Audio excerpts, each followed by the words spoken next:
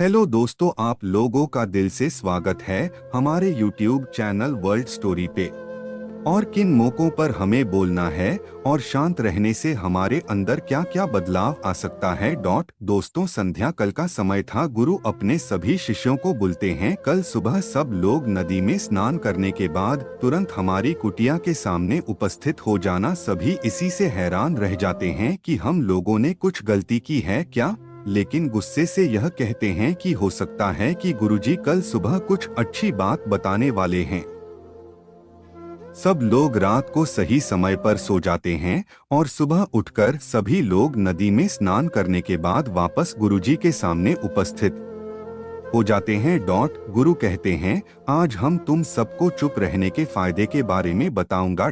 गुरु कहते हैं, 10 मौके जहां पर चुप रहने से होता है लाभ और बोलने से नुकसान। गुरु कहते हैं, अगर आप इन 10 मौकों पर शांत हो गए यानी मौन हो गए तो आप जो चाहेंगे वही मिल जाएगा।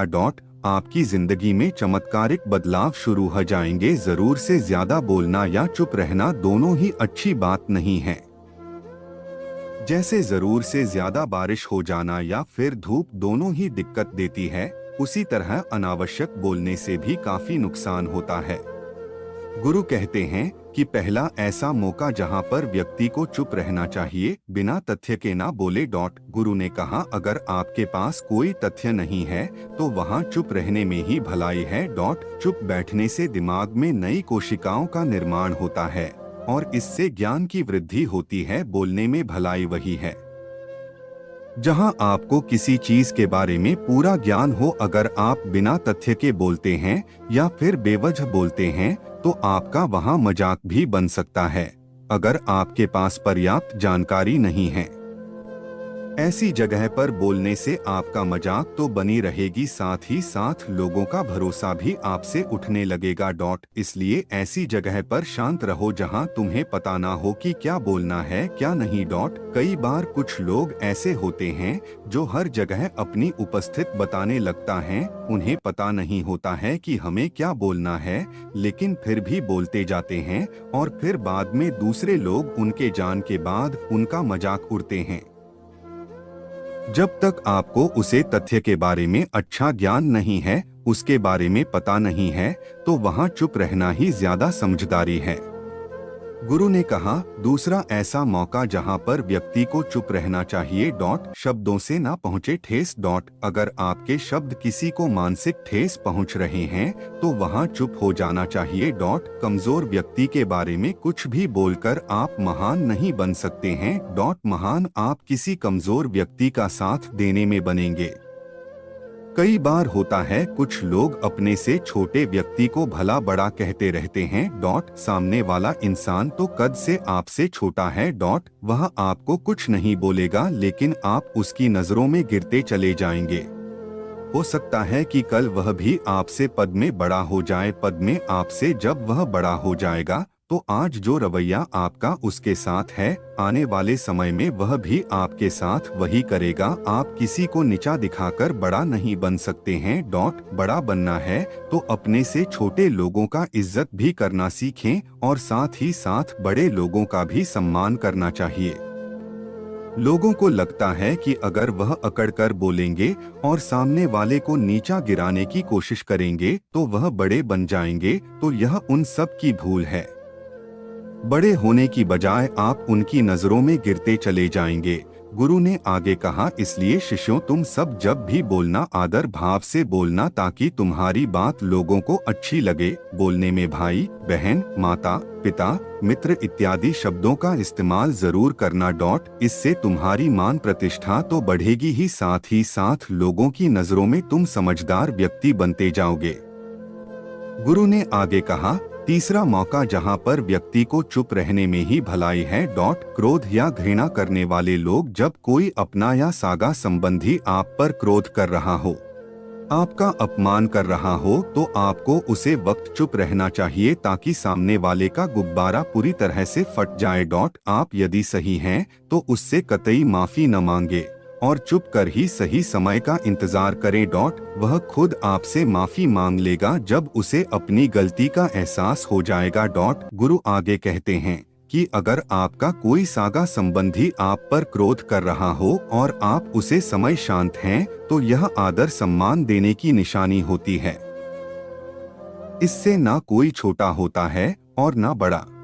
अगर आपको क्रोध आ रहा है तो आप या तो वहां से किसी का अनादर किया बिना चले जाएं या फिर चुप रहे। क्रोध करने से आपके रिश्ते खराब होंगे। क्रोध हमेशा क्रोध करने वाले व्यक्ति का ही बुरा करता है। गुरु आगे कहते हैं कि एक बार की बात है, एक सांप जंगल से भागते हुए किसी राजा के घर में पहुंच गया। लोगों ने छेड़खानी की तो वह बहुत ही गुस्सा हो गया, जिससे घर में जो तलवार पड़ी हुई थी उसी को लपेटकर कसने लगा और धीरे धीरे उसका पूरा शरीर कट गया। ठीक उसी प्रकार हमारा गुस्सा भी तलवार की भांति काटता रहता है।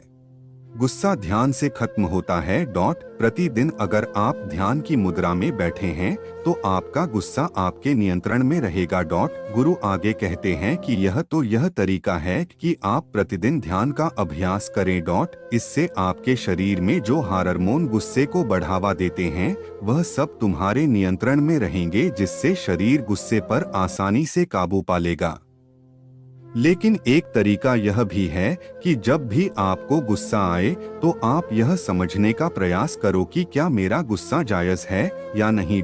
हमें वहां पर बोलना चाहिए कि नहीं। जब आप खुद इस बात का आकलन, तो आपको खुद पता चल जाएगा कि हमें गुस्सा करना चाहिए या नहीं। फिर भी आपको गुस्सा आ रहा है तो आप वहां से हटने का प्रयास करें, वहां से दूर चले जाएं। धीरे धीरे समय के साथ आपका दिमाग शांत हो जाएगा। गुरु ने कहा, चौथा ऐसा मौका जहां पर इंसान को बहुत ही समझदारी के साथ काम लेना चाहिए, वहां पर आपको चुप रहना ही चाहिए। जहां पर उसे मुद्दे से आपका कोई संबंध न हो, अगर आपका किसी मुद्दे से कोई संबंध न हो तो वहां आपका चुप रहना बनता है। बिना किसी वजह अगर आप दूसरे के मुद्दे पर बोलेंगे तो यह आपके लिए अनिष्टकारी होगा। इसमें केवल और केवल आपका ही नुकसान है। जल्द ही आप किसी दो लोगों के बीच हो रहे विवाद में जल्दी अपनी टांग न डालें। अगर सामने वाला आपको बुला रहा है अपना झगड़ा शांत करवाने के लिए, तो ही आप वहां पर जाएं। किसी की व्यक्तिगत जिंदगी में दखल अंदाजी नहीं देनी चाहिए जब तक कि वह व्यक्ति आपको नहीं बुलाता है। अपने झगड़े को शांत करवाने के लिए कुछ लोग फालतू में दूसरे के विवाद में कूद पड़ते हैं। इससे उनके मान सम्मान मर्यादा पर लोग उंगली उठाने लगता है। गुरु कहते हैं कि 10 मौकों में 5वां ऐसा मौका जहां पर व्यक्ति को बहुत ही समझदारी के साथ चुप रहना चाहिए। आपके शब्दों से किसी मित्र को हानि ना पहुंचे। अगर आपके शब्द सामने वाले के परिवार या मित्रों की प्रतिष्ठा के बारे में बुरी झलक दिखा रहे हैं तो आपको चुप रहना चाहिए। किसी के परिवार या फिर मित्र के बारे में बड़ा बोलने से केवल आप ही बुरे बनेंगे। जो चीज आसानी से खत्म की जा सकती है उसे अपने शब्दों से बड़ा ना करें। बिना चिल्लाए बात करने का प्रयास करते रहना चाहिए। अगर आप बिना चिल्लाए कोई बात नहीं कह सकते तो आपका चुप रहने में ही भलाई है। किसी पर चिल्लाने से आपके व्यवहार के बारे में पता चलता है। जयद बोलने से चीजें हमेशा खराब ही होती हैं। कई बार कुछ रिश्ते ज्यादा तेज बोलने की वजह से टूट जाते हैं। इसलिए अपनी आवाज में मीठापन लाना है। आपके शब्दों से आपके दोस्त को हानि नहीं पहुंचनी चाहिए। कभी कभी दोस्तों के जब हम मजाक हैं तो रहे कि आपके शब्दों से किसी का अनादर ना हो। मजाक को भी हमेशा शब्दों के मायने में ही रखें। जहां किसी को शब्दों से चोट लगे वहां चुप हो जाएं। फालतू बोलने से हमेशा नुकसान ही होता है। किसी और की प्रतिष्ठा को अपने शब्दों के मध्य से उसे हानि नहीं पहुंचनी चाहिए। यदि आपके शब्दों से किसी और को ठेस पहुंच रही है तो वहां आपको चुप हो जाना चाहिए। जब कोई व्यक्ति आपके सामने नहीं है तो आप उसे व्यक्ति के बुरे में बुरे शब्द किसी तीसरी व्यक्ति के सामने ना बोले। गुरु कहते हैं, छठा मौका जहां पर व्यक्ति को चुप रहना चाहिए। जब कोई कर रहा हो किसी की बुराई, जब कोई आदमी आपके सामने किसी तीसरी आदमी की बुराई कर रहा हो तब तुम्हें चुप रहकर बस सुनना चाहिए। अपनी राय व्यक्त नहीं करना चाहिए, क्योंकि जो आज आपके सामने किसी तीसरे की बुराई कर रहा है वह कल किसी और के सामने आपकी बुराई भी कर सकता है। यदि आपने कुछ कहा है तो नीति शास्त्र के अनुसार जो अपने मुंह को बंद रखना है और बुद्धि से काम करता है वही इंसान समझदार होता है। बिना जरूरत के बोलना, किसी के बारे में, किसी के बीच में बोलना या गलत बात है। कभी कभी हमारे लिए बुद्धिमानी इसी में होती है कि हमें अपना मुंह है ऐसी जगह पर नहीं खोलना चाहिए। गुरु कहते हैं, 7वां ऐसा मौका जहां पर व्यक्ति को चुप रहना चाहिए। जब कोई नहीं समझे आपकी भावना, यदि आपको लग रहा है कि कोई व्यक्ति आपकी भावना, दुख या परेशानी को शब्दों में नहीं समझ रहा है। यदि आपको लग रहा है कि सामने वाला व्यक्ति आपकी भावना या दुख को या आपकी जो परेशानी है उसको वह समझ नहीं पा रहा है या समझना का प्रयास ही नहीं कर रहा है या वह आपको ध्यान से सुन ही नहीं पा रहा है, तो ऐसे व्यक्ति के सामने आप चुप ही रहे, क्योंकि ऐसे लोगों को आपकी भावना या दुख से कोई मतलब नहीं होता है। ऐसे लोगों को अपना राज बताकर आप पछताएंगे ही बाद में, इसलिए हर किसी को अपने मन की बात नहीं बतानी चाहिए। अगर आपको लग रहा है कि सामने वाला आपकी बात को नहीं समझ पा रहा है, आपकी भावनाओं को नहीं समझ पा रहा है, तो वहां पर आपको नहीं बोलना चाहिए, क्योंकि आज मैं आपका मजाक ही बन जाएगा। जब आपको लगे कि सामने वाला आपकी भावनाओं को ठीक तरीके से समझ रहा है, आप जो कह रहे हैं वह ठीक से सुन रहा है, तभी आप उसे अपनी बात कहें। गुरु कहते हैं कि 8वां मौका जहां पर आपको चुप रहना चाहिए, जब कोई इंसान अपना दुख व्यक्त करे। यदि कोई इंसान अपने दुख या परेशानी को आपको बता रहा है तो इसका मतलब यह है कि वह आपको अपना समझ रहा है। ऐसे में तुरंत ही उसे समाधान बताने के बजाय चुप रहकर उसके दुख या समस्या को सुनना चाहिए। उसके दुख या समस्या को किसी और को बिल्कुल भी ना बताएं। वह इसलिए नहीं बता रहा है कि उसकी समस्याओं का समाधान कर देंगे, बल्कि वह इसलिए भी बता रहा है कि सामने वाला उसकी बात को समझ रहा है। कई बार बताने से दुख कम हो जाते हैं। आपको अपना दुख इसलिए बता रहा होगा कि उसे लग रहा है कि आप उसकी बात को समझ रहे हैं। दुख बांटने से कम हो जाता है, इसलिए जब कोई व्यक्ति अपना दुख आपसे व्यक्त करें तो आप चुप मारकर उसकी बात को बहुत ही ध्यान से सुने, ताकि उसके दुख कम हो जाएं, उसके मन का बोझ हल्का हो जाए, क्योंकि उसके मन में जो भी बातें थी वह आपको सब बता दिया। गुरु आगे कहते, 10 जगह में नहीं ऐसी जगह जहां पर आपको चुप रहना चाहिए। जहां पर दुष्ट प्रकृति के लोग रह रहे हो और गली गलौज कर रहे हो तो आप वहां पर मत जाइए। ऐसी जगह से आप चुपचाप निकाल जाए, अर्थात अपनी प्रतिज्ञा दिए बिना आप वहां से चले जाएं, क्योंकि जिसकी जुबान खराब होती है, जो दुष्ट प्रकृति के लोग होते हैं, उनको आप ऐसे समय में नहीं समझा सकते हैं। जब उनका दिमाग पूरी तरह से शांत हो जाए तभी वह आपकी बात सुनेंगे।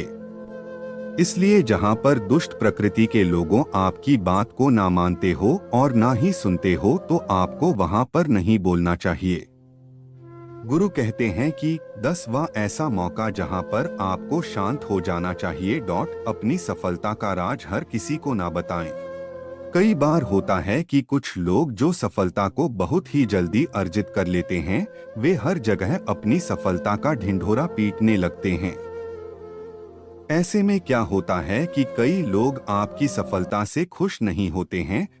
अगर आप अपनी सफलता का जबरदस्ती लोगों में ढिंढोरा पिटवा रहे हैं तो लोगों की नकारात्मक ऊर्जा आपको प्रभावित कर सकती है। जब आप सफल होंगे तो सबको पता चल जाएगा कि आप सफल हो गए हैं। ढिंढोरा पीटने से नुकसान आपका ही होगा। इतना कहकर गुरु ने कहा, शिष्यों, आज बस इतना ही। अगर तुम सब मेरी इन 10 बातों को अपने जीवन में अपना लेते हो तो तुम सब काफी हद तक परेशानियों से बचे रहोगे। यहाँ से जाने के बाद मेरी यह बातें आपके जीवन किसी वरदान से कम साबित नहीं होगी।